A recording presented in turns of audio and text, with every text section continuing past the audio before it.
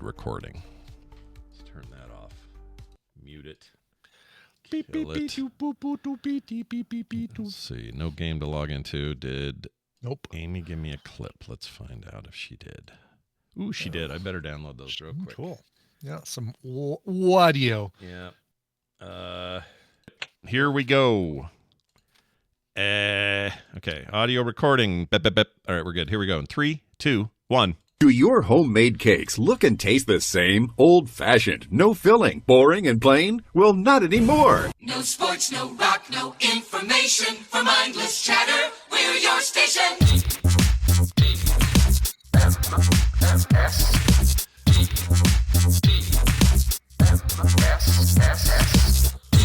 The Morning Stream. There, that's better. Try to enjoy your life day.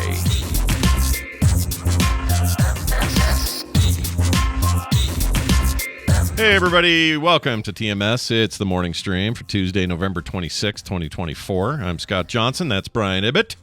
Hello. Guten Morgen to you. Sitting down because it was Power Day at the gym.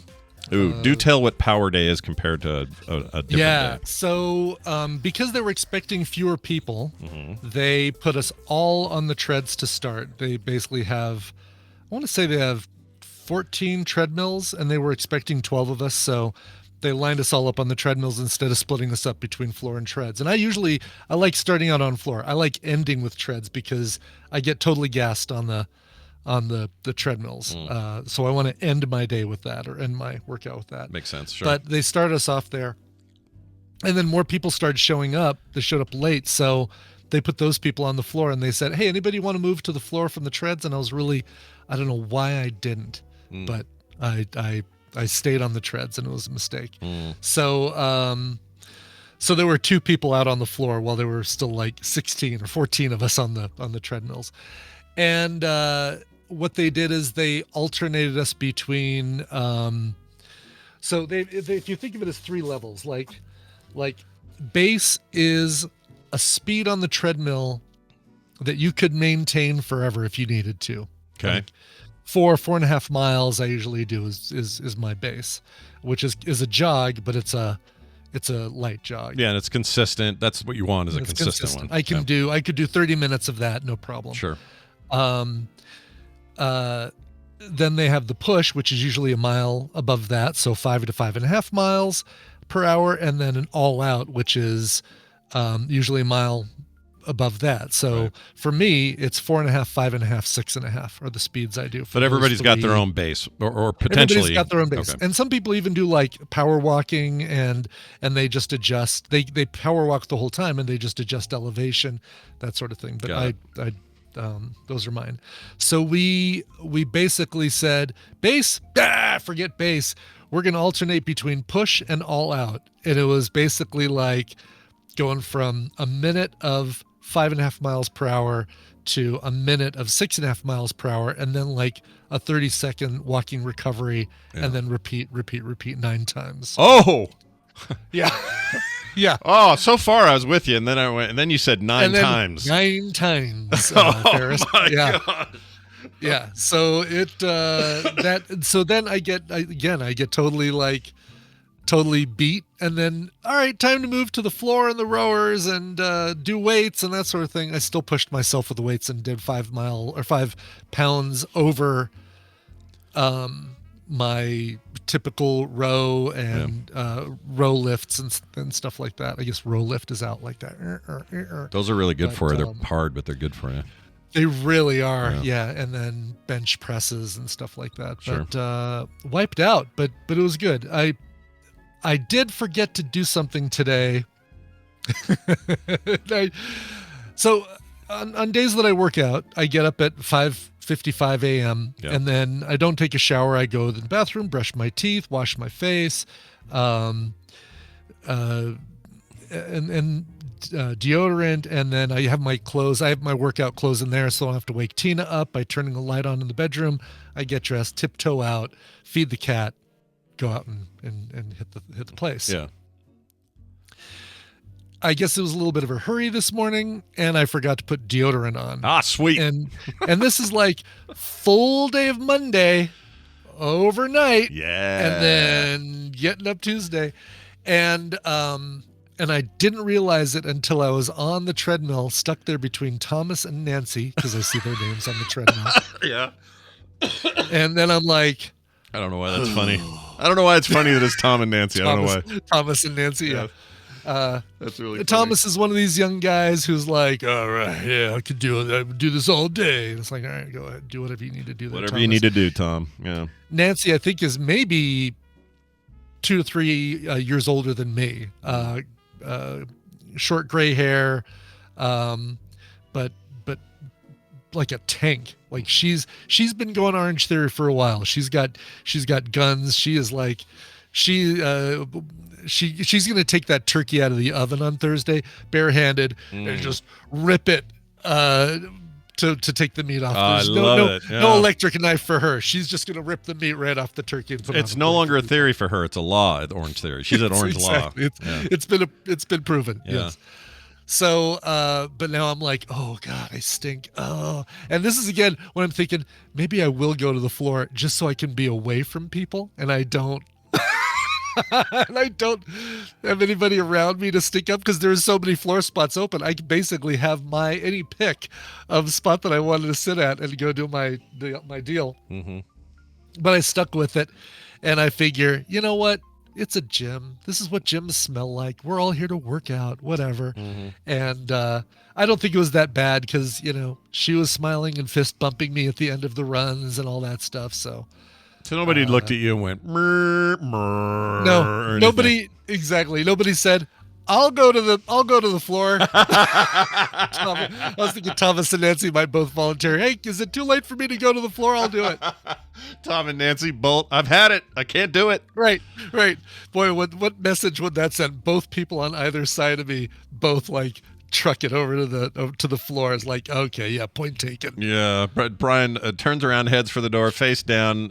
Charlie Brown music. Get out of there. Exactly. Kind of Exactly. Wow. I mean, I was even thinking about pausing the treadmill, running over to the bathroom and doing like a hooker bath, with the sink with the. Oh yeah, or like that guy in that soap Foreigner toys. movie we watched with the armpit face guy. Yeah, it could be like that. Yeah. Oh God, no! I would actually not rub my face with the same hands and the same water that I just used for my armpit. Good, because that guy is gross.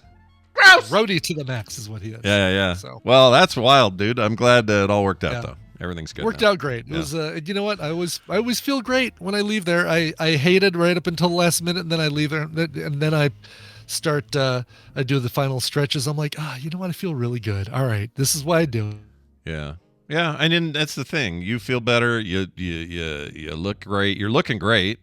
Oh, Brian froze, except for that part. He's looking great, except for the freezing part. He's frozen. He's not moving. And Orange Theory got wind of it and shut him down. That's fantastic. He's looking solid, unmoving in his visage. Yeah. All right. Don't know what the story is with that, but well, you're back. That's good. I'm back. Yes. So where the hell were we? Yeah. I was talking about how I feel great after my workout, but I hate it at the time. But oh, gotcha. That's where we were. Well, I think I was in the middle of saying how you look great, you sound great, and it's working for you, and all that stuff. And then I looked back at you, and your face was just going like this. Great. Because I kind of went on for a while before I realized it, and the chat is laughing at me because you're frozen, and it was clear that you were frozen, and they are laughing at me. Oh, that's really funny. That's really, really funny. So anyway, a couple other things here. Something dumb I found out. You want to hear a dumb thing I found out? Because it's pretty dumb. Of course I do. Always. It's not even that dumb, I guess. But I was curious. This came to me while I watched some kid wear an oversized trucker hat. Okay. Walking down the street with his dog, and he had this giant trucker hat. Way too big for him. It was almost comically large, just ridiculously big. But you could tell he wasn't wearing it ironically. He thought this was a cool hat. Oh, okay. All right. That's funny. fine. All right. I don't know him. I didn't talk to him. It's not a big deal. It's just something I noticed. And then something in my brain went, where did the first hat come from? Who's the first person to say, I'm going to put something on my head? Yeah. Like I want to have something on my head to either look different, or it's for weather, or it's for protection, or for like a helmet to protect me from social the saber-toothed social tigers. standing. Exactly. All those things. I didn't know, right? Some Yeah, tribal thing, so it's ceremonial. I didn't know. So I decided to look it up. Brian, I found out, and this is a little bit rough in terms of like we don't have an exact date, time, or name. That's so as I would expect. Yeah, this is not the kind of thing you'd figure history would have a very good pinpoint on. But 30,000 years BC, the first known hat was found, was roughly in that era, and they found it in an excavation where somebody had this like strange little almost yarmulke-sized thing on. Okay. And that's the very first hat, and it just got me to thinking, man, we've come a long way. No kidding. Yeah, 30. So that's not even. That's only what 3. That's 30,000. I'm sorry, 32,400 years, right? 32,024 years. Oh, thank you. It's 24. Yeah, I mean that's a long time to have hats. Yeah. I'd like to know. All right, so did they figure out a head covering before they figured out? Because you know your caveman stereotype is loincloth and club, right? Yeah. Did they come up with a top, like some sort of leather shirt? Yeah. Cloth, ripped mammoth hide shirt before they came up with a hat. Which came first? That's a great question. I don't know. So I did look a little ancillary information about when's the first clothing, and that goes further back, but they also can't pinpoint it. Obviously, nobody's writing this shit down back then. Right. But it was a long time ago, and animal skins was the assumption, and what they've been able to dig up, it is animal-based skin type stuff on people. But there was a period of time before around 30,000 BC when they had no record of a hat. Which seems a little weird, because I think you would have... Also, you have to say, well, what defines a hat? Is it a wrap? Can somebody take a bear skin and just tightly holding it around their head while they travel from village to village? Is that a hat? I think it's going to look exactly like the Jamiroquai shaman from January 6th was wearing. That's basically what the first hat looked like. Great. That guy's as much of a caveman as I had assumed. That's fantastic. He is, absolutely. It is funny because why, again, going on the assumption that the loincloth was the first thing that we decided to put on, is that because guys have been ashamed about the size of their junk since the beginning of time? Great question. Probably. It is not protection. I mean, it is not a mammoth kicks. I've really focused on it being mammoth, by the way, for whatever reason. But boy, mammoth, because I know there were no dinosaurs and cavemen at the same time. I know this. No, there weren't. But let's just say, cave woman kicking somebody in the crotch. A loincloth is not going to protect you. No, there's no like. I mean, this is true. I was, in that Gladiator 2 movie, they're all wearing, wraps and stuff. Nobody's got like tight underwear. Yeah. There's no protection out there. Freaking no just protection. Yeah, forget about chopping each other in the shoulder. Kick each other in the nuts. Do that. Yeah. Actually, one of them did, I think, if I remember one of the fights. Anyway. Oh, This look, it's a kitty, guys. A kitty. This is who I'd turn into a hat right here. Aw. This cat right here. Yep. Should be a big soft hat. Yeah. Alive, though. We don't want her to die. It should be a hat. Yes. Yeah. But look at her. Any idea that how many people were staring at her right at this moment? She has no idea. Cat, that's what's great about being idea. an animal. They don't know. They don't know. They don't know. If I could be, here's what I want. If the world goes to complete shit, convert me into a dog brain.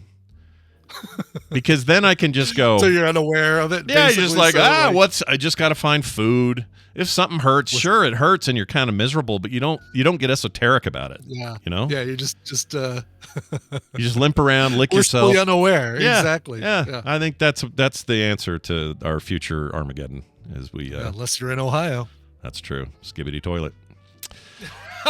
All right, let's get to the dog brains. We got a voicemail from a listener, Chuck Byers. Oh, yeah, cool. Yeah. We like Chuck and Chuck We love Byers. Chuck, We yeah. have two Chucks we really like, him and Chuck, Amy's Chuck. Chuck Robinson. Yeah, Sure. and so between those two Chucks, we have all the Chucks we can stand. No other Chucks. No one else is allowed. That's not true. You can all come in, even if you're a Charles. That's fine. We'll take you. Anyway, Yeah. Chuck Yeah, Byers we're called fine. in, and he had we unlocked a Rich Hall memory, he says. I'll let him explain. Hey, you guys, Chuck Byers here. Hey, I was just listening to the November 20th Wednesday show. You were talking about some TV shows that for recommendals, and you mentioned the name Rich Hall, which sparked a memory in my head for this old HBO show 100 years ago called Not Necessarily the News, and he used to do these things called sniglets. Just wondering if you guys remember them. They're words that he makes up to describe certain situations. So I found some examples on Wikipedia. Aquadextrious is one of them. Possessing the ability to turn the bathtub faucet with the toes. Chwads, CHWADS, discarded gum found beneath tables and countertops. There's tons of them. It's funny. I thought it was. Love the show. Take it easy later. 100% remember this. I have books still. Yeah. I still have his Oh, yeah, book. the Sniglet books. Yeah. Yeah, he made I books. remember and- your main anchor was a dude named Stuart Pankow, I think. Let's see. Who's that? was Oh, like, look at you with the deep pull on the name. Wait. Yeah. Oh, no, it was... oh, where is Oh, it? no? Oh, well, hold on. Not Stuart Pankow? You might be right. Hold on, let's see. Series maybe featured... No. Oh, no, I don't think so. Stuart Pankin? Is that it? Pankin, Stuart Pankin. That's That's it. the guy right there. Yeah. Yeah, he was your... Rich Hall, He was Danny your- Breen, Amy Bloon, Mitchell Lawrence, Lucy Webb, and main host Stuart Pankin. Yeah. The my favorite sniglet, really the only sniglet that I can actually remember that I can pull up at any time from memory is maggots. And MAGGITS. Those are the subscription cards that fall out of magazines when you open them up. Oh yeah, that's right. I think we've even talked about those before on here. We may have, yeah. So Rich Hall, for those who don't know who we're talking about, he looks like this. This is not to be confused. Who did Julia Louis-Dreyfus marry? That's the other Brad Hall. Brad the Hall. Another Hall. A lot of people mix him up, but this is Rich Hall recently. Just Yeah, he's that's- an older guy now, but Just that's his look when he goes to a street fair or a farmer's market. yeah, dude, he might even be running a booth at that farmer's How much market. for a bushel of those plums right there? Yeah. That's what he's saying. This is how we knew him, though. This guy right here. This is the face we knew. Yeah. Yeah. That was the Rich Hall we grew up with. Very, very snarky. Like, not necessarily the news. Basically, was HBO's attempt to do a weekend update where they could swear and have correspondence, and so you had Rich Hall as one of those correspondents who said, my segment's going to be sniglets. They were I ahead. could not tell you any other segment on that show. Could not remember anything else about not necessarily the news. It says here you're totally right about. Except it's sort of in reverse. But the show is considered an inspiration and predecessor to the future news satirical program, The Daily Show. Is often cited as its chief inspiration. And you had people like Conan O'Brien, Greg Daniels, Al Jean, these guys, all these like veterans of Simpsons and stuff would show up. Jan Hooks would show up. Harry Shearer do a little like, kind of like what you'd have Steve Carell do, like a correspondent. Yeah, like thing. on the Men on the Street reporting. Yeah. I know the show that came after it was the one I was really waiting for, which was not Just Shoot Me. It was Dream On. Which was a sitcom, I think HBO's first sitcom, and it had what's her face from Just Shoot Me, Wendy Malick. Oh, this Not show. Not the woman of my dreams. No. But but it was a guy who was in the dating world, and half of the episode would be dream sequences. Right. I remember this. I remember thinking this was great. Yeah. Mainly because it had a lot of There was this a lot going of on nudity in it. Yeah, right there was here. a lot of nudity. Yeah, lots of dudes and From ladies. Matt Lauer, it's like watching Matt Lauer have sex. But, Brian Ben. Brian Ben. What kind of name is Oh, Denny Dillon. Another Saturday Night Live. Rich Hall was on SNL for a while, so was Denny Dillon, who was in the cast of this of Dream On as well. Wow. All right. How's this guy doing? What's he up to? He looks familiar. He looks more familiar as this guy to me, the older version. of him. Oh, really? Yeah, I don't know why. Also, that lady has a lot of moles. Go get those checked. Good Lord. Anyway. She does. Wow. She had a lot of moles. I'm just Right saying. down her neck, too. Maybe maybe she's got a little Star Trek parasite thing going. She's a crazy. Dax. But good memory pull there, Chuck. We appreciate you. Yeah, no kidding. Loved not necessarily the news and Snicklets. Terry wrote in with something nice to say about how we sometimes help people. Oh, good. We don't like to get too cheesy here on the show or too softy. We try to keep it fun. Mm-hmm. But I like this. He says, I just wanted to take a second, says Terry, and express some gratitude toward you and your shows. The last couple of months, I've been doing a considerable amount of doom scrolling and consumption of political media, which has been heavy to say the least. I've recently decided to focus on consuming happier version of media and have gone back to listening to your show after a small hiatus. What a treat it is to have something silly, fun, lighthearted, and generally wholesome throughout my day. Generally wholesome. Generally wholesome. The morning stream. Generally wholesome. There might be a T-shirt in that. We're going to consider that. There might be, yeah. We've been talking off air about bringing back the 30-second film festival, and I think we got to do it. Working generally wholesome into it somehow might be the.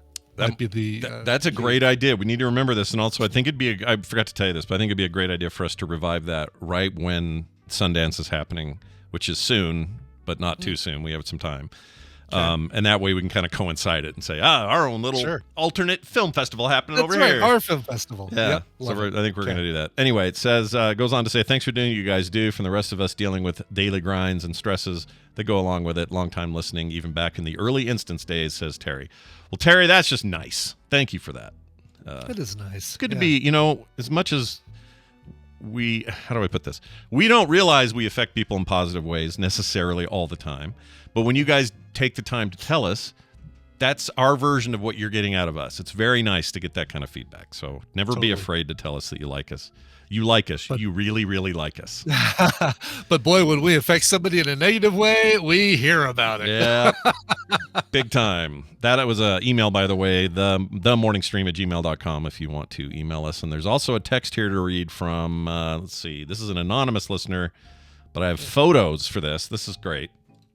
Oh, cool. The title is Them Birds Be Scary. Yar.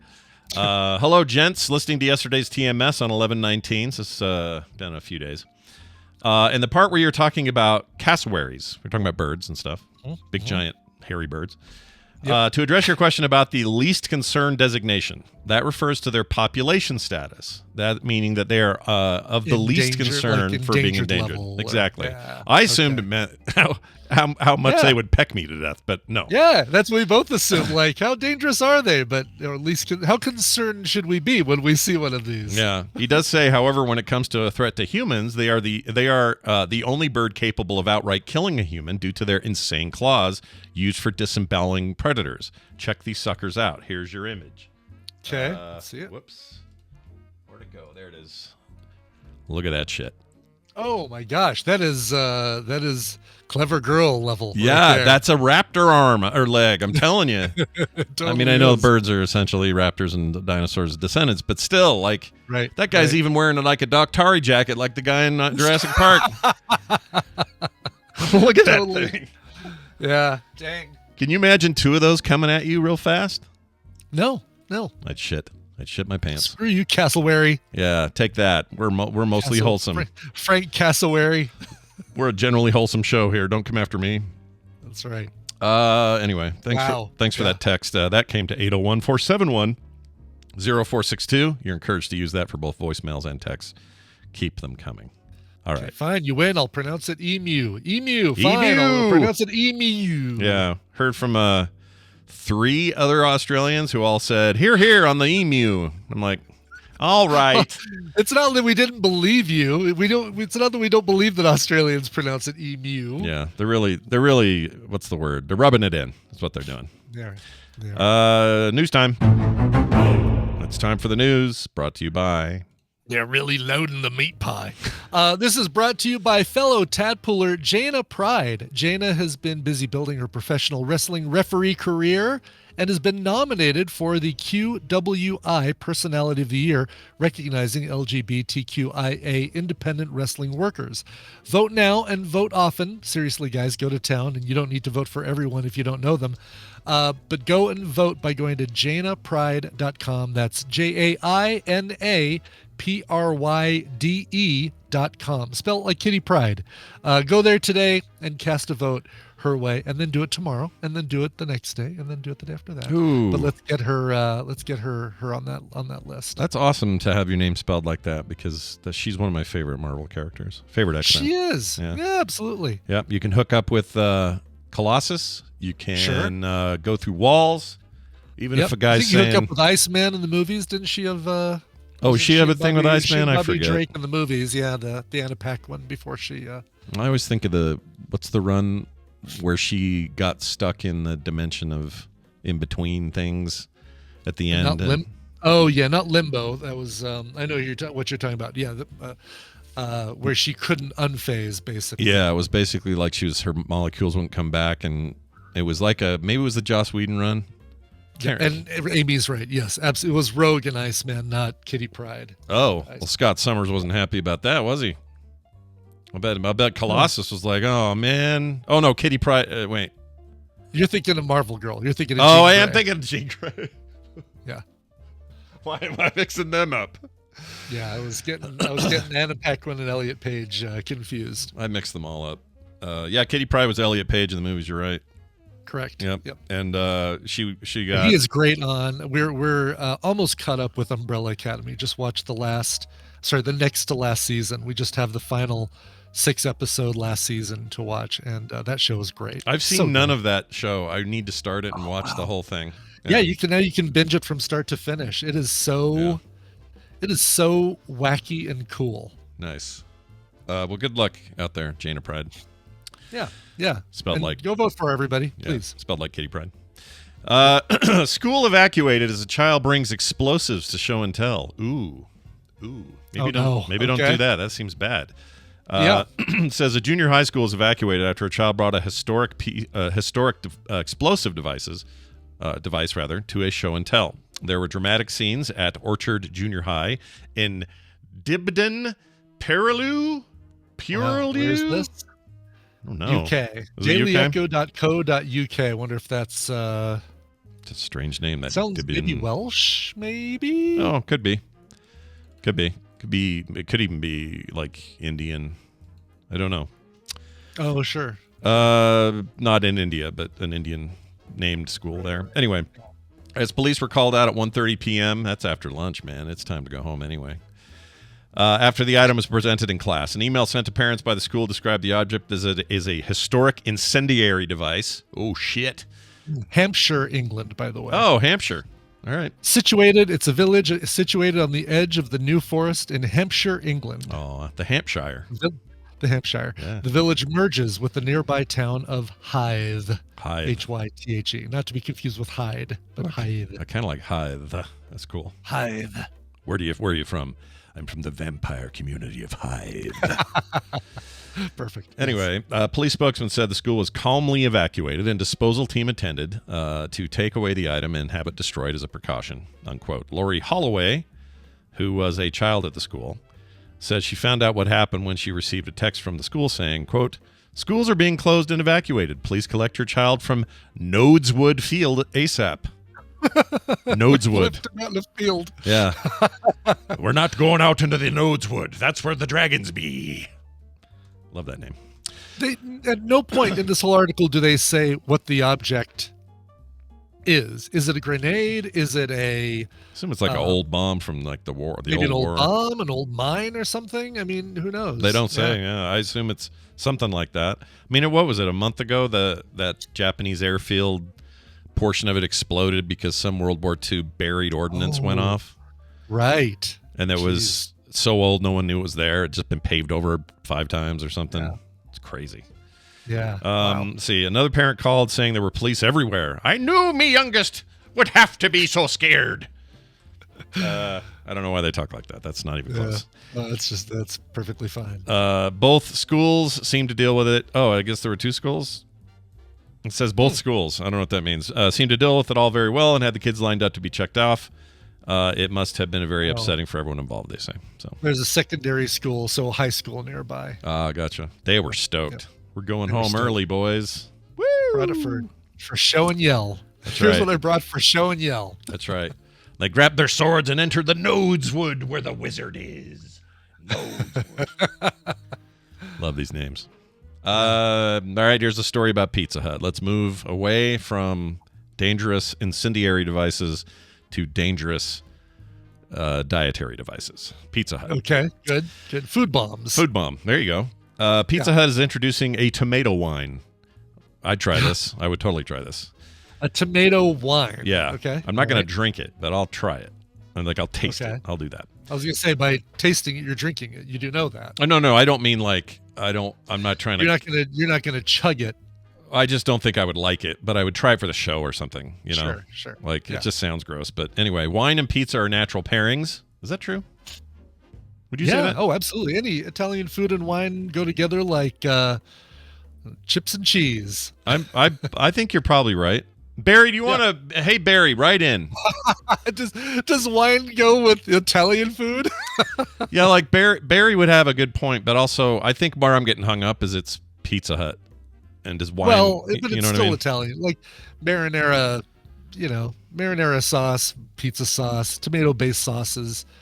It may be cheap Italian food, but it's Italian food nonetheless. That's true. Italian is adjacent or inspired for sure. It says here, Pizza is offering a new wine space. Sorry, in the new wine space. In the wine space. I keep putting new in there. It's not new. In the new wine space. Test the palates of lovers of both products. The chain is getting into the wine business with Tomato Wine by Pizza Hut, a limited edition offering that company says, quote, captures the essence of Pizza Hut's signature flavors in every sip. See, that's a dangerous slope to walk on right there. Yeah, it is. Yeah. This tastes like pepperoni and bad so it's cheese. like a savory wine, I guess. I love tomato juice and even warm, like spicy tomato juice, but I don't think this sounds right. It's a red. No. Big shock. It's a red, everybody. Right, of course. Because it would be, of course, it's a red. Spirit is made from grapes, yes, but also from tomatoes. Not grapes. Not from grapes. You're right. No grapes involved. Only tomatoes, which are infused with natural basil to give that a pairing note. Kansas-based Just Beyond Paradise Winery is working with Pizza Hut to make the beverage. If you have a discerning palate, is said to offer a, quote, aromatic blend of fresh herbs or herbs. I'm not here to judge. And spices or species. Could be species. I don't know. With rich or reich. I don't know. What do I know? Sure. Sun-ripened tomato notes with a subtle hint of toasted oak, reminiscent of a perfectly baked pizza crust. I don't know, dude. Yeah. You I won't say you had me before it, but you definitely lost me. Reminiscent of a perfectly baked pizza crust. This wine reminds me of a perfectly baked pizza crust. Yeah, when you think of bread and spirits, you think of wine's not really spirits, but you think more of like beer, right? Like a oaty, bready kind of vibe. I think. I don't know. I've never even tasted beer, but that's what people tell really? me. Yeah, I've never even tasted it. I've tasted wine. I've tasted Randy's milkshake infused with whiskey thing that one time. Sure. His milkshake brought me to the yard that day. Right. I watched you sample a lovely Bloody Mary at the plaza. Yeah, I do like a Bloody Mary. I'll admit to that. And I do like, I liked the thing on the cruise that we had in Canada. I forgot the name of it. It was good. But I'm not really prone to any of this, and the beer has never passed my face. Never even tried it. Yeah. My friends were all drinking it in high school and throwing up in my car, so that put me off. Even with me going to the beer fest every year, you're not, I don't want to say you're not missing anything, because there are some beers I like. Anything from the Deep Draft Brewery in Bremerton, Washington, for example. Oh, yeah, sure. No reason for that. No connection or any kind of reason to say that you like them. None whatsoever. No, none of that. Yeah. But you're not missing, I'd say there are other drinks to have before you hit a beer. Yeah. Yeah, I still, and to this day, I know Barry, this makes Barry sad. I just, even the fancy like $300 wine he brought last year, you said at the time you seemed to like it. I mean, I like it in that I'm not like dying. It was being polite. I think you genuinely liked it. I'm not like throwing up or going, oh my gosh, this is bad. But I'm also not going, I'm going to drink. I didn't drink the whole thing. I couldn't. It's like I'll taste it and go, all right, this tastes like dirt. That one tastes a little less like dirt. They all taste like dirt to me. I can't help it. And it's no offense to the wine community. You guys are awesome. I'm making him some art. I don't want to give away too much, but he's a Cork dork, and I'm making him something cool. I respect it. I respect the fandom and the people that are into it. Like, that's great. It just all tastes like dirt to me. Sure. Anyway, tomato wine. If anyone has like a line on this, Brian and I would totally try this on the air.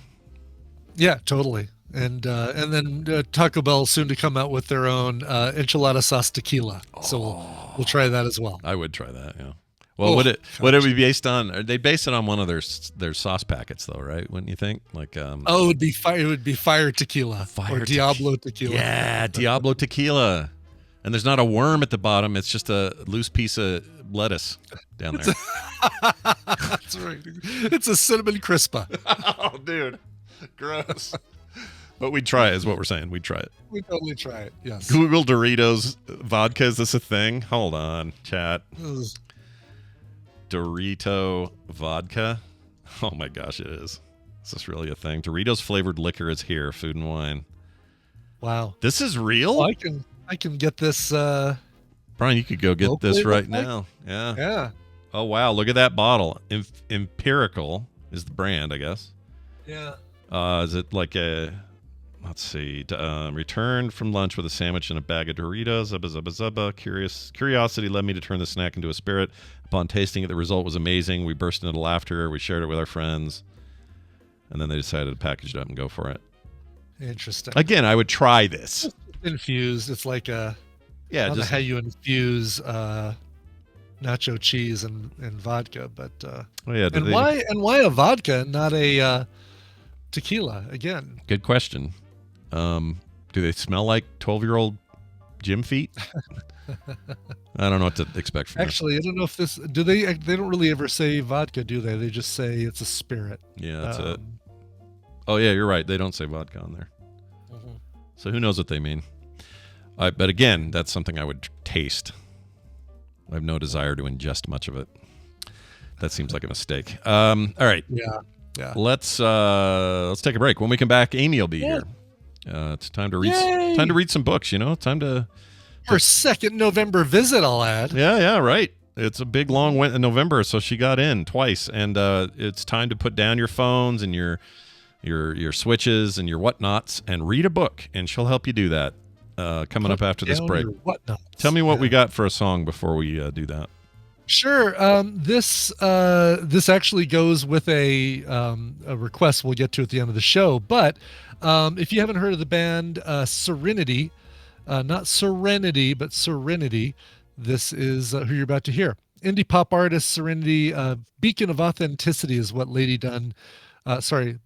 Dunn, because of her piercing narratives that capture the hearts and minds of anyone who listens. Nice. She was inspired by a solo trip to New York City that she took after recovering from a breakup, and she wrote this song. It's a single that has just been released from Serenity. It is called Went to New York. This isn't the best time for your unique brand of bittersweet folk rock. Sold to the small man with the runny nose for $2.3 million.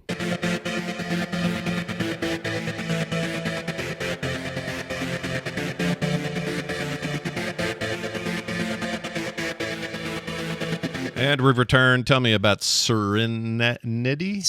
Serenity. There you go.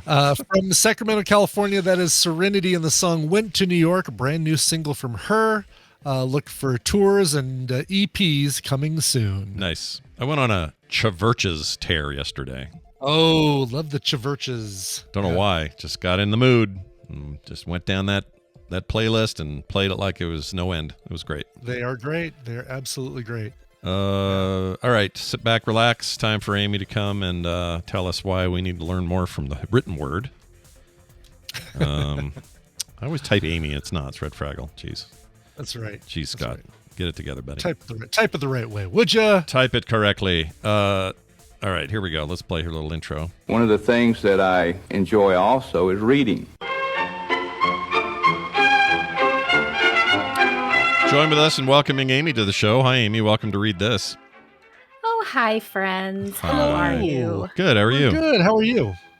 I'm pretty good. Yeah. Can't complain. You got Excited family stuff this week? Are you hosting or? No. No. We do a Friendsgiving every year. There's a friend of ours who does a gigantic thing for between 60 and 80 people over at his house every year. And so he and his wife host, and the food is always amazing because they have a lot of really cool diverse friends and folks bring things. So there's of course like a smoked turkey, which is delicious, and That's then the way and to they do make it. sangria, and they it's amazing. And then but yeah, they have like lots of different diverse friends, and so we get like some Indian food in there, and just all kinds of cool stuff. There's a French guy who comes who is very impressed by Chuck's croissants. Ooh. Which he always brings. So That's high praise if a French guy is appreciating them. Yeah. right. Well, and a French guy who owns a bakery, no less. Oh, wow. Yeah. No kidding. So, yeah. Do they all yeah. smoke like chimneys? I always assume that everybody in France smokes like a chimney. They just smoke. No. I don't think he does smoke, and he might Chuck might pop up in the chat and correct me, but I don't believe Oliver smokes. But That's awesome. Oh, and yeah. his name is Oliver the Frenchman. That's amazing. Well, I added the last part, but yeah, that's great. Oliver the Frenchman. I wanted to tell a story because you said the thing about like wine tastes like dirt, and it reminded me of this one time where some friends and I, Chuck and I were off with like several friends of ours. We all went on a trip up to Asheville, and we stopped at this distillery, and it was a moonshine distillery, which I had never had moonshine before. And apparently it's like all legit now. It's not just like some guy in the back of the woods with, a jug with 3 X's on it anymore. It's like, legit. And I like whiskey, I'm like, okay, I like doing whiskey tastings and stuff like that. It's really cool. And we sat down to taste this stuff, and I was like, oh my God, it tastes like an old gym sock. Like it was, I was just like, it tastes like feet, and all the other people there just seemed to like it. And I was like, what is wrong with me? And they told us that actually, the way that certain spirits interact with your mouth chemistry, it can actually taste different to you. Kind of like how cilantro tastes like foil or soap to some people.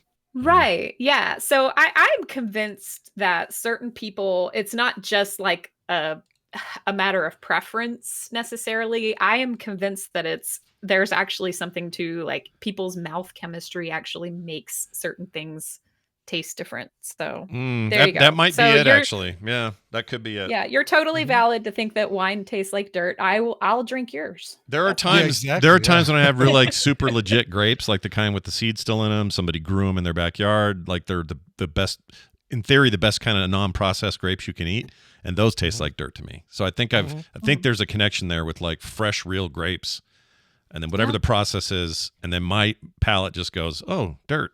I don't know. It's weird. Oh, how lovely. Dirt. I'll tell you this, though. Let me tell you what's weird. For that. Let me tell you what's a little weird. We go to this Winco over here. It's like, good price, great grocery place. We love it there. I think I talked about it. You bag your own groceries. That's how you save money. Anyway, they have these grapes there that I don't think I'm actually a little concerned about what we're eating because they're like so big. They're almost as big as like baby melons.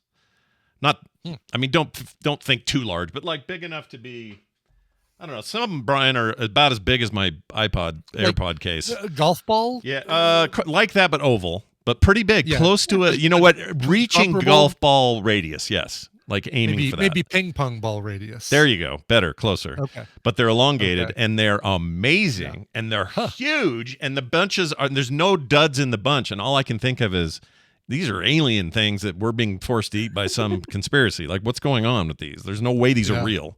So, the pod people were finding us. Finally. Yeah. And it turns out the pods were grapes the whole time. They were here the whole time. Anyway, weird stuff. Let's get into your books this week. We got a couple of clips. Tell me what you want to do here for these. I do. So I feel a little bad because like juxtaposing the email you read earlier with my first book here is a little awkward. But so we got some from column A and some from column B. So one of them is going to ask you to do a little bit of work. It's going to be a little bit more serious topic, but then I promise I will follow it up with a chaser that everybody will enjoy. It'll be fine. All right. You'll be okay. Fair enough. So Yes. So this first one, it's timely, but we're just going to talk about the topic itself. I'll just say that, All right. you can play that first clip. All right, here we go. Racist.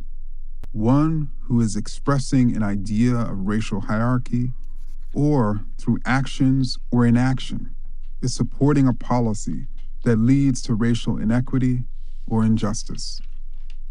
Anti-racist. One who is expressing an idea of racial equality or is actively supporting a policy that leads to racial equity or justice. That seems like a fair definition to me. Right. Yeah. Yeah. So this is a clip from How to Be an Anti-Racist by Ibram X. Kendi. And I felt like this was a good time because, a lot of us are kind of reeling a little bit. And I promise I'm not going to dip too far into that well, but a lot of us are just kind of reflecting on, including myself, on how we have difficult conversations. And, so I felt like it was a good time to sort of discuss how, most of us, I realize we have a diverse listening audience here, but everybody on the microphone right now is a white person. So, so I'll talk to us.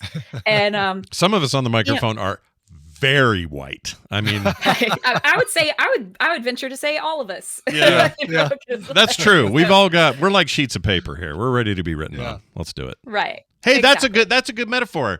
Really, really white people are like a clean sheet of paper. Time to rewrite who we are and how we behave. That's not bad. That's not bad. Sure. That sounds like, art. You can make some art out of that. That sounds, maybe I'll draw it. It sounds better drawn than it does said. Anyway. So yeah, it's to me, we've reached kind of a time where I think when we were growing up, it was, and I can speak for myself here. It was kind of we don't need to talk about racism anymore. Racism's over, right? Like everybody's people, right? And it was considered a virtue to say things like, "Oh, I don't see color. I just see people."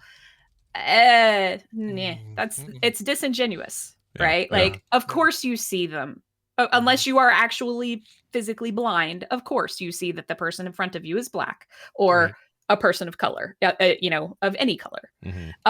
So of course you see that. You cannot, it's disingenuous to claim that you don't see it. And pretending that it's not there is not good enough. We have to sort of actively work against the racist systems, particularly in America. But I mean, racism's everywhere. Sure. It's everywhere. Yeah. So, but and Bobby points out, this was actually the next point I was about to make as well. I grew up in the South. And Bobby also says that those of us who grew up in the South, that was definitely the tone amongst the white people. So true. I don't need to tell you how much work I have had to do and am continuing to do to unlearn what I learned growing up. And it is work. And this author is particularly good because he shows a lot of grace, a lot of patience. There's not a preachy tone to it. He's not going to shame you for being white, right? You're not gonna come away from this book feeling like, oh, I'm a bad person because I'm white. Like that's not what he's doing. He's a scholar. I mean, this guy's really, really smart, and the book is very intelligent, right? So it's not an easy read, but it's a good read. Yeah. So I would say start, and if you don't want to start with this book, pick up literally any book written by a person of color that actually talks to their perspective as a person of color. Because your perspective will change, even if it's fiction, but if it's fiction, make sure it somehow incorporates their experience as being a person of color. Right. Parable of the Sower is a good choice there.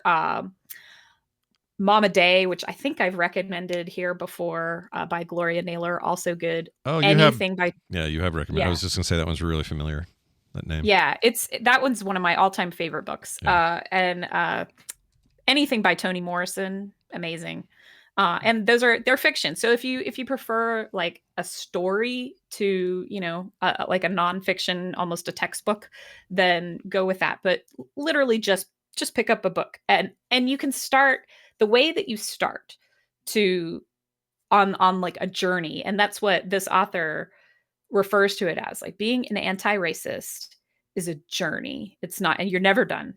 And we're all gonna mess it up. All of us do.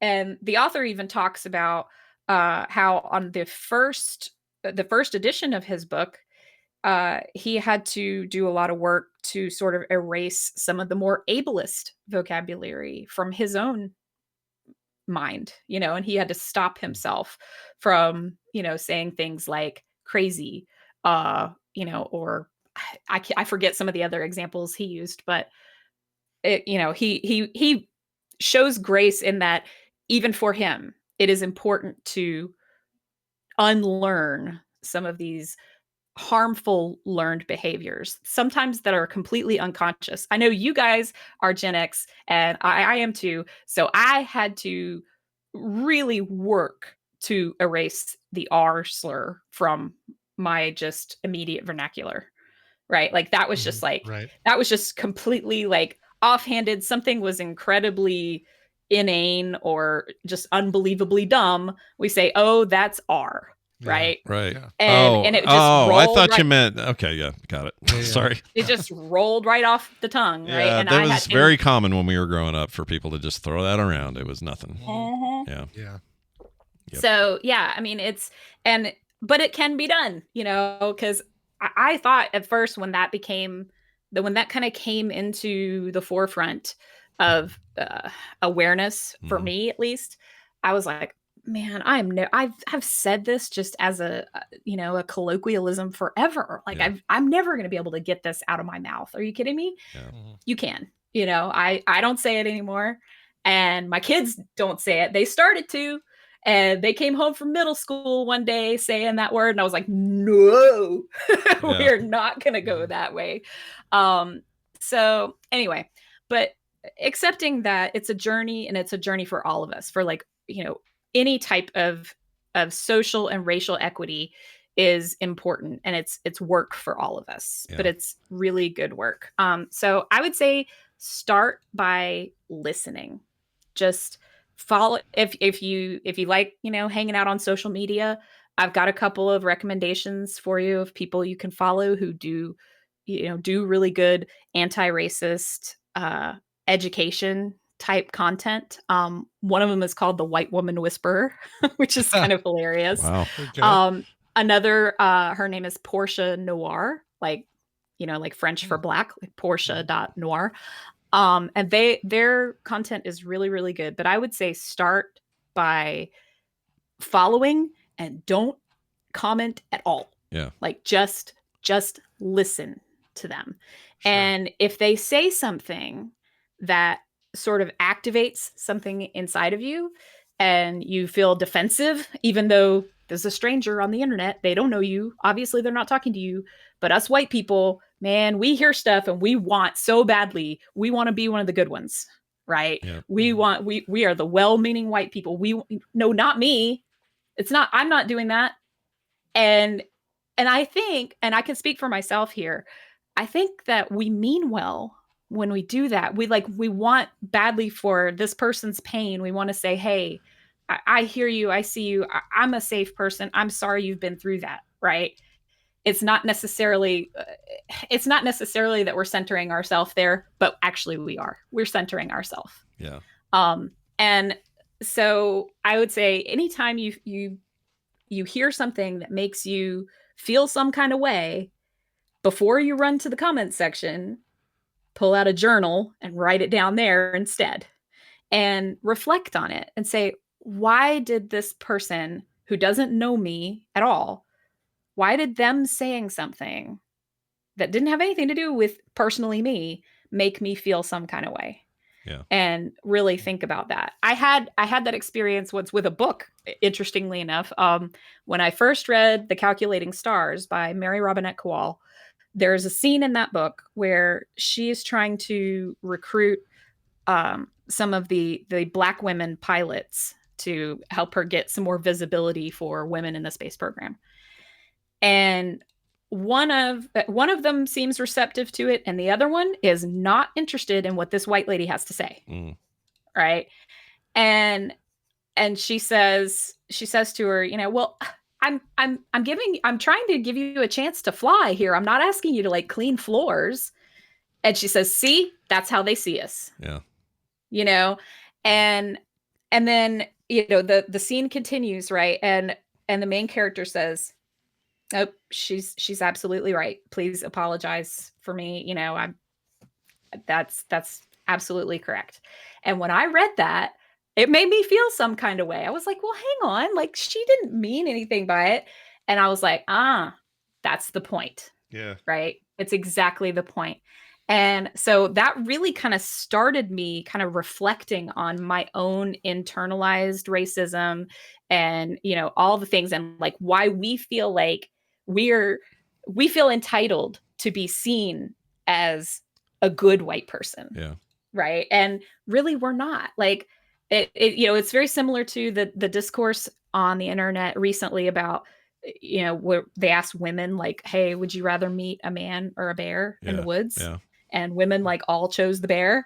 And there were some men who got very up in their feels about that. So, and honestly, from this perspective, white people, they would rather the bear than us. Yeah. Right. And we need to learn how to sit with that and accept it. What is and this? I think that's a big part of it. What do you think it says about me that when that question was rolling around, would you rather see a man in the woods or a bear in the woods? And my answer was also, I would rather see the bear. Like, what does that say about me? We watch too many horror movies. Maybe. Right, yeah. I also don't trust a strange man in the woods, really. I don't. For sure. Even if I'm that strange man, like I may not even be aware that I'm the guy, I get why you don't want me there. I get it. Yeah. No, like, believe me, Scott, if I didn't know you and I saw you in I was walking through the woods, I'd be like, okay, how can I back away slowly? Yeah, so tall, creepy guy. Large white man does not see me and I can get away. And guess what I don't have? I don't have resting happy face. I look like I'm pissed all the time. So I look like a menace when people don't know me. And I really kind of hate it. It's kind of a curse. But I've had enough time growing up as a dad of 2 daughters to know how they feel when they are in that situation. And it terrifies me. Like they you wouldn't believe that the stuff you don't know, if you've got daughters, the stuff you don't know they've been through that they hopefully will someday tell you. I hope they do, because it's a revelation. It's like, really? Yeah. Like just at the mall or just at that movie theater? Really? This happens? Like, yeah, it's crazy. Sorry, Stephanie. I keep kicking my desk and my camera moves. Sorry. Yeah, I mean, and for sure, and you're absolutely right, and that's exactly now extend that to people of color, because it was so eye-opening the first time I heard even some of my friends tell me, their first or their most recent encounter with racism. And the really shocking and heartbreaking thing is that they are not shocked. Or heartbroken by it. It's just everyday life. It's just how they live. Right? Jeez, Isn't that crushing? That's horrible. Yeah. Right? It's not something you should ever be able to get used to. Yeah. Right. Exactly. And so that's why I feel like it's important to reflect on this and do our work, and I kind of hate the phrase "do the work" because it's been so overused that it's kind of losing its meaning a little bit, because a lot of people are like, great, I'm here to do the work. What's the work? Yeah. What is it? Yeah. And it starts with ourselves. It starts by doing exactly what I said, which is when someone tells you something and that really has nothing to do with you, but it makes you feel some kind of way, just stop and reflect. And White Woman Whisperer has this great little acronym that she calls WAIT, like WAIT. And it means, why am I talking? It sounds like something Wendy would encourage also, is this listening before you talk. Yeah. Yeah. Yep. It's great advice. It's like, why am I talking? And somebody else said that a long time ago about discourse on the internet. It's like, okay, am I Am I adding something to the conversation that is useful? Is it kind? Is it necessary? You know, like any of that, right? Like, and so that plays into that as well. The why am I talking? Yeah. So I think as white people, I think it's a good idea for us we need to talk to each other, but I think it's time for us to be a little more quiet, and we need to listen a little bit more. And on that note, we're all going to screw it up. We always do. And just accept, yep, I messed that up and my bad, and just move along. There's a lot of power. There's a lot of power in an apology as well. Like if you really mean it, and you've screwed up, and you've, I try to do this as often as I can. And there are times where it's hard. Your ego gets in the way. You're sure that you were right until you're not, all those things. Mm-hmm. And then if you can find a way, even if it's not dealing with race, it's dealing with just sensitivity to anything where somebody else is, being hurt by what you said or whatever. There's so much power in being able to really apologize, not fake it, not say it just to get out of having the spotlight on you, but really mean it. You can change. You can change lives with that stuff. Oh yeah. It's a big deal. Well, and the important thing too is to center the person who has been wronged. Don't center yourself. Yeah. Right. So what that looks like is, if I accidentally say, I don't know, misgender somebody, and I just say, oh, sorry, and correct myself and then move on. Mm-hmm. Right. If you blubber over it and go, I'm so sorry. I'm trying so hard and blah, blah, blah, blah, blah, all this, that it's become about you. Yeah. Right. You've once again made it about you. Yeah. Yeah. Right. Yeah. So yeah, it's, and I understand, believe me, I understand the, because I have it too, I want my friends to feel safe around me, obviously. Right. Sure. But it's something that you earn by knowing the people and being kind. It's not something that you can assert, well, it's not me, I'm safe. Well, you just became a little less safe because you made my conversation about racism about yourself, and so it's good. It's good work to do. And the final note, and then I promise I'm going to move on because I know we're running out of time. And I promised you guys a little chaser of fun at the end, and I'm getting there. But the last thing is, don't, unless you've been invited to do so, don't ask your friends of color to do the work for you. They are tired. Right. Like, if you're having a conversation about it, great. And you have a question about something, great. But Google is free. And there there are books all over the place about, about racism in America, about people's experiences, whatnot. If you're talking to your friend and, and of course, like, use your good judgment there, but don't go asking a person of color, like, hey, how can I be anti-racist? Like, Google it. Hey, get this book. You got the book that Amy just recommended. So perfect. Exactly. So yes, how to be an anti-racist. Yeah. And like I said, I've got many more suggestions for anyone who wants to do further reading. Please feel free to reach out to me. Let me know. I will give you a host of reading lists, and I do recommend people follow White Woman Whisperer and Portia Noir. Okay, so that's it. All right, now time for the fun chaser. All right, it's time, y'all. The new Dungeon Crawler Carl book is out. Yeah. I'm just like spoilering. Cool. I'm spoilering my clip already. But the fun thing about this clip is a little different. And you'll see what I mean after you play it. All right. Go ahead with that second clip. All right, here we go. Here goes. I'm so happy. I gotta tell you, honey, Quasar said, you really need an exfoliating treatment. Maybe put some lotion on those hands. Look, asshole, Tempest said, looking up. I don't criticize how you do your lawyering. I don't criticize those stupid ties you insist on wearing. You don't need to criticize how I fix your plumbing, especially when we both know I have no idea what I'm doing. Tits, kid, I'm not criticizing your work. I'm just pointing out how rough your skin looks. What the f*** does my skin have to do with anything? What the f*** does my skin have to do with anything? Damn it. What the does my skin have to do with anything? Are you some sort of pervert? And we agreed to trade, so get talking. We got blooper reel book reading. Wow. Yes. So I'm going to throw this link in the chat, and Brian also has it, so we could probably add it to the quick TMS. Yep.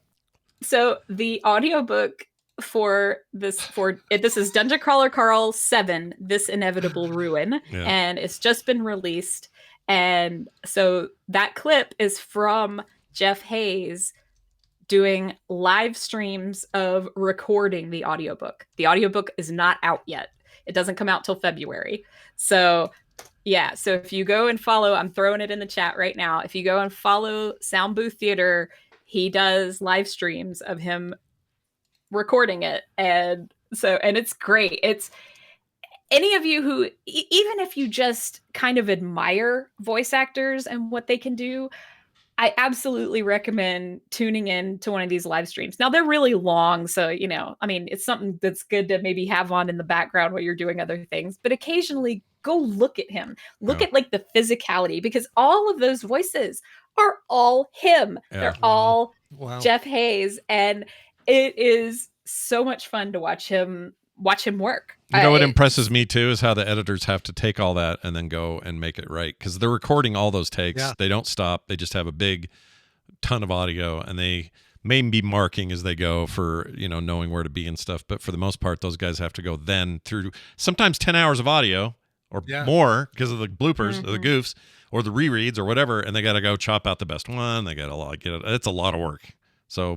Yeah. Oh, definitely. And I think Jeff Hayes is his own producer. So wow. So he's got to go back and edit. He's got to go back and do it all like that. And that's why he said it like 3 times, So I just thought that one was particularly fun. And, like that one voice he was doing, like I put the chicken noises in there because, Dungeon Crawler Carl has blue language in it. His version of it did not have the chicken noises. Those are F-bombs. So there you go. Yeah. But yeah, I just thought that was particularly fun. Yep. And yeah, so go and check it out. I think he's done about 4 or 5 of them now. I am actually myself, I'm saving them because I haven't actually finished reading the book yet. And so I'm going to save watching them for after I'm done reading it so that I don't get spoiled or anything. Yeah. But yeah, so there you go. There's your little candy chaser after you took your medicine. So appreciate you letting me bring a little. No, I like it. It's also it's also a good reminder. Yeah, exactly. You can't have everything can't be bitter and sometimes too sweet. You got to have a little mix. I like it. Yeah, exactly. Well, and there's been a lot of discourse. I spent some time on TikTok and unsurprisingly Book Talk, and there's kind of 2 contingencies there right now, and obviously folks are talking about politics a lot, and including people who are on Book Talk, and there's a whole bunch of white ladies who are all and being like, can we not make Book Talk political? And I'm like, oh my God, books are political. I love that voice. That's an amazing voice you just made.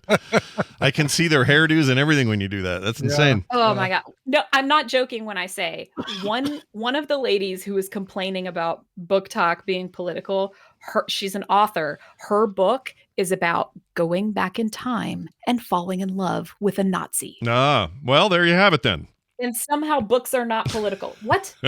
Sure. So anyway, but yeah, so I was like, all right, we don't have to talk about, that part of it, but it's good to. I sub to a lot of Book Talk on TikTok, and they're all horror and genre books. That's it. Horror and like zombies and sci-fi and fantasy. I think I've really curated mine down. I never get any kind of like speculative fiction outside of, again, something that's kind of genre based. I never get like nonfiction. I don't get any of that stuff. I've really honed my thing to be fantasy worlds, zombies, and vampires, and that's it. That's all I get. Yeah. And the vampire stuff, even good. I'm even better at that because it's none of the frilly, stupid, sparkly crap. It's like the good vampires. The good vampires. Yeah. The gory ones. Yeah. Right. Oh, I do have a quick recommendation in that vein. I am reading a series of crime novels by I forgot her name. I'm going to look it up real quick. She makes this series called the Will Trent series, and she's been doing it for 20 years. A recent one just came out. Let's see. Here it is. Will Trent. I think there may even be a TV show adaptation that exists somewhere, and I just don't know about it. Yeah. Oh, yeah, there it is right there. I should check that out now that I've read a couple of these. But anyway, Karen Slaughter is her name, the author. They're really good. Sometimes dark, sometimes pretty gritty. But if you are into like a less than perfect protagonist detective type and some really crazy crimes to solve, they're highly regarded. And I decided to check one out and got hooked. And I've read like 3 now. So worth maybe checking those out. I didn't know this was a show though. That's crazy. When did this happen? Yeah. It's so funny. I was just talking to terrestrial. Brian about that the other day about how like sometimes when they make a show or a movie out of a book, I can tell. I'm like, it just feels like a book, you know? And I did that with Silo. I was like, because we were watching Silo and we got to like, I don't know, like episode 2 or 3. And I was like, this is a book. This has to be a book. This feels like a book. Yeah. And sure enough, it was. And I was like, oh, sweet. And, of course, they're dropping them 1 episode at a time, and I was impatient, so I went and read all of the books. That's right. I remember when the first season came out, you had told us that you went through and said, I can't wait for the next season. I'm just going for it. I'm just gonna read all the books. Yeah, exactly. Well, now I got to check this out. It's freaking ABC. Same way. Yeah. It's ABC though is the problem. I don't know if I trust these guys. Yeah, I know terrestrial. Terrestrial. Sometimes there's good stuff from terrestrial TV. Yeah, they usually cancel it real quick. Like if you told me this got canceled in a season and a half, I'd go, "Oh, it was probably good. I'll go check it out." Right. Yeah. Well, anyway, that's a little side recommendation for folks. Amy, always good to talk to you. I hope your month or however long it is till we have you on again is filled with puppets, muppets, and crumpets. I don't know, whatever else you want.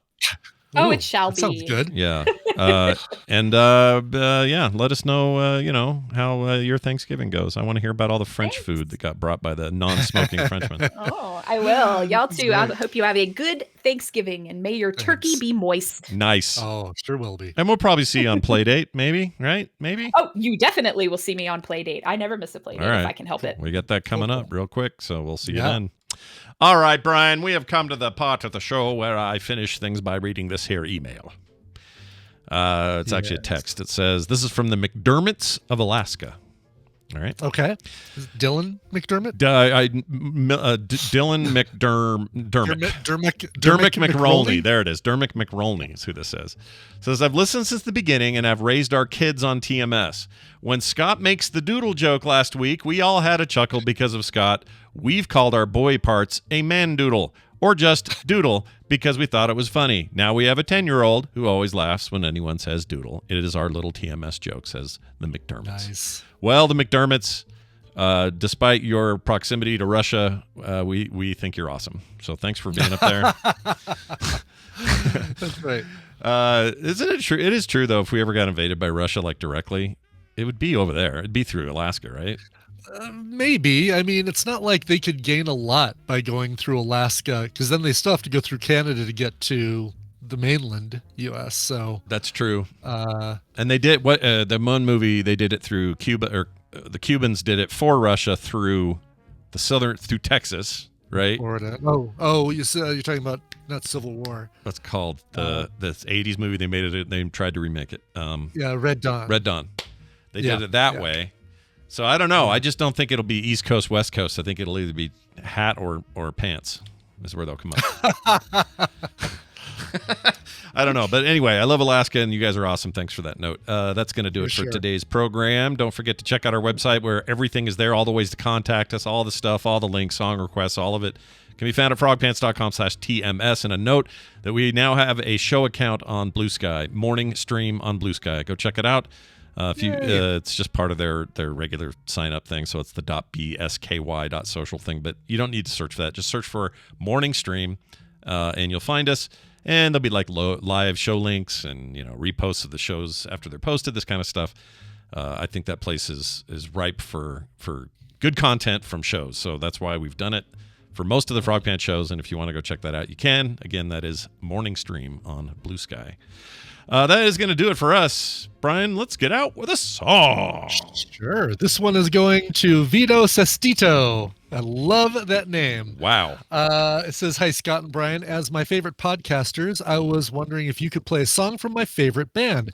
On the 23rd of November, I head off to see Crowded House for the 6th time, and I'm as excited to see them as I was when I was 18, heading off to Festival Hall in Melbourne, Australia to see them for the first time back in 1987. They have a special place in my heart, as you guys do as well. Almost. Thank you for all that you do. Vito Sestito, the Italio-Australian living in New Zealand as I married a Kiwi, but heading back to Oz to live in the new year." Wow. Is it really that's a real name then? I don't want to presume anything I don't otherwise. know if it really is Vito Sestito, but Love it. But I envy anybody who has a name that rhymes. The TV producer Marcy Darcy or whatever, Marcy Carsey. There's Yeah, some TV something like producer that. with a name like that. Yeah, like I would love in Brian's case it could be like Ryan O'Brien or exactly. Scott McScotts or some shit. I love that. I don't know why. I just think it's great. And plus you sound Italian and you sound like you would like the wine they're making over there at Pizza Hut. I'm excited for you. Well, and in Australia you can get a nice Shiraz too. Yeah. And I'm trying to remember how many times I've seen Crowded House, because it is probably pretty close to 6 times if you count Neil Finn Solo and Finn Brothers. Because my first time was the Woodface tour, and then been seeing them just about every time they come to Colorado ever since. We skipped this year. This year we didn't because we went to we saw them last year. You're a hardcore fan. I'm a hardcore Crowded House fan. Hardcore Crowded House. Exactly. All right, how about a cover? This is their cover of Fred Neil or Harry Nilsson. Fred Neil wrote it, recorded it first. Harry Nilsson had a big hit with it, used it for the film Midnight Cowboy. This is Crowded House cover of it, which was recorded for Triple J's Like a Virgin 4 in 2008. It is Everybody's Talking. Those pants are made for frogging, if you know what I mean. I actually don't. Frogpants.com. That's a little sound of Homer running away.